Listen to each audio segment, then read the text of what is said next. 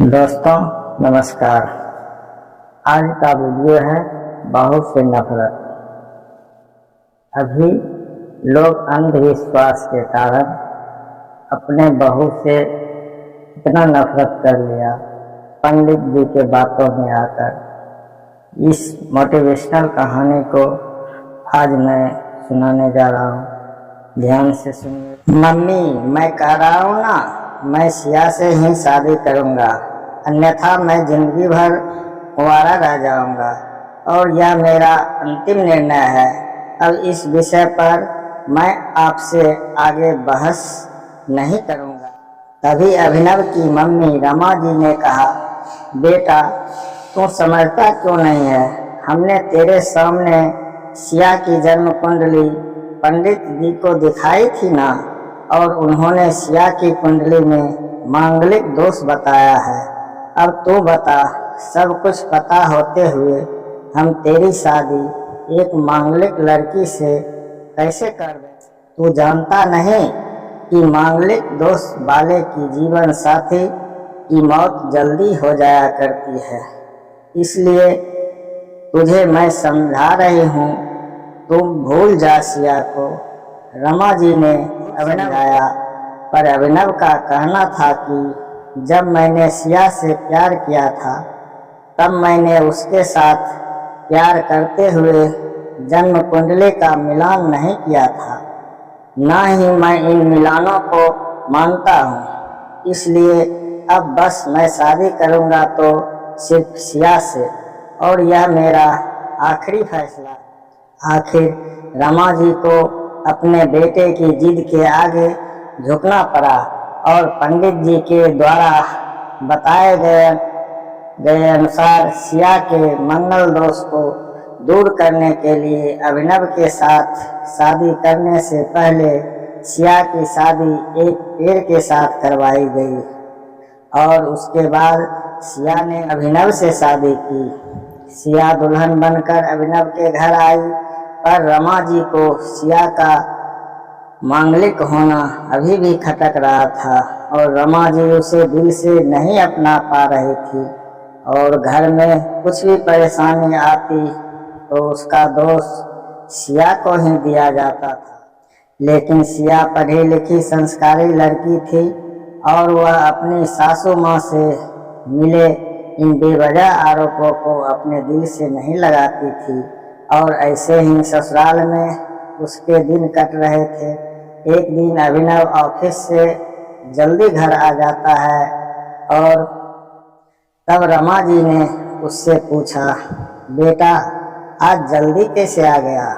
तब उसने बताया, माँ आज बहुत से ही सिर दर्द और बहुत कमजोरी आ रही है, इसलिए ऑफिस में काम करने की हिम्मत ही नहीं हुई मेरी।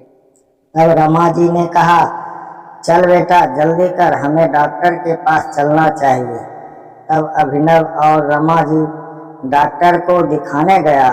डॉक्टर को दिखाने के बाद मालूम पड़ा कि अभिनव को पीलिया हो गया, और दोनों जैसे ही घर लौटे रमा जी ने घर को सिर पर उठा लिया और कहने लगी, जब से यह लड़की हमारे घर में आई है तब से हमारे घर में परेशानी और बीमारियां भी साथ में लेकर आई है। इसके कदम ही अशुभ है। अब देखो, इसका मांगलिक दोष हमारे बेटे पर लगने लगा है। कल को अगर मेरी बेटी को कुछ हो गया तो कौन जिम्मेदार होगा? तभी सिया ने कहा, मम्मी जी प्लीज और कितना नीचा दिखाएगी मुझे? आज तक मैं चुप रही क्योंकि पापा ने यही सिखाया था कि बड़ों के आगे ससुराल में जवाब मत देना, पर आज तो आपने है। अगर मैं आज नहीं बोली तो जिंदगी भर खुद को माफ नहीं कर पाऊंगी। मम्मी जी, अगर आप पंडित जी पर भरोसा नहीं करती थी तो उनके कहे अनुसार आपने सारी मांगलिक दोष निवारण की विधि क्यों करवाई? क्यों पहले आपने मेरी पेड़ से शादी करवाई? दोष मेरा मांगलिक होने का नहीं, बल्कि दोषी तो आपकी बहू को होना है, क्योंकि घर में जाने अनजाने में कुछ भी परेशानी आती है उसको आप मुझसे जोड़ देती है। और जब कोई अपनी बहू से सिर्फ नफरत कर रही होती है तब यह बहू दोष बेटे बहू को नहीं पूरे परिवार को परेशानी में डाल देता है। और इस बहू दोष से मुक्ति भी सिर्फ सास ही दिलवा सकती है। बहू को अपनी बहू माने, उसे दिल से अपनाए, उसे भी सम्मान दे और यह महसूस कराए कि वह भी इस परिवार का है। नहीं तो बहू दोष मांगलिक दोष से भी ज्यादा पीड़ादायक हो जाता है। सिया की कही हुई बातें रमा जी के दिल को झकझोर रही थी और उन्हें मन ही मन पश्चाताप भी हो रहा था। उस समय उन्होंने सिया को कुछ भी नहीं कहा। थोड़े दिन बाद अभिनव बिल्कुल ठीक हो गया और ऑफिस जाने लगा और 1 महीने बाद अभिनव की सैलरी भी बढ़ गई। तब उसने घर आकर इसका श्रेय सिया को दिया तो रमा जी बोली, हाँ सही है बेटा, तू तो सारा श्रेय बहू को ही देगा। तेरी माँ का आशीर्वाद भी तो तेरे प्रगति के पीछे रहता है। तेरे साथ तू तो मुझे श्रेय गया। तब अभिनव ने कहा, माँ इस बार सिया का मांगलिक दोष मुझ पर और न ही मेरी तरक्की पर नहीं लगा। और माँ जब हम बुरी परेशानियों का श्रेय सिया को देते हैं तो अच्छे कामों का श्रेय भी तो सिया को ही देना चाहिए। तो इसलिए आज का सारा श्रेय सिया को जाता है। अभिनव ने हंसते हुए कहा। तब सिया बोली, अभिनव माँ तो क्या तुम भी मुझे ऐसा समझते हो?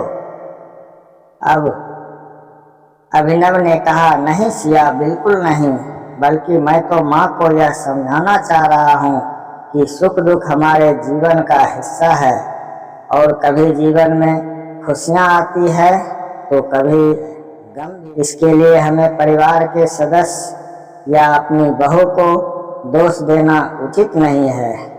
तभी रमा जी बोली, बेटा सही कह रहा है तुम, और तेरी तरक्की की बहुत है। मुझे इस झूठे दोषों से बाहर निकालने के लिए आज मैं यह कसम लेती हूँ कि आज के बाद मैं सिया को किसी दोष नहीं दूंगा। यह सुनकर सिया आज बहुत खुश थी, क्योंकि आज उसको उसकी सास ने मांगलिक दोस्त के साथ साथ बहु दोष से भी मुक्ति दे दी थी। कैसी लगी कहानी दोस्तों, कमेंट में ज़रूर बताइएगा और कुशवाहा ज्ञान का पिटारा चैनल को लाइक, सब्सक्राइब, शेयर ज़रूर कीजिएगा।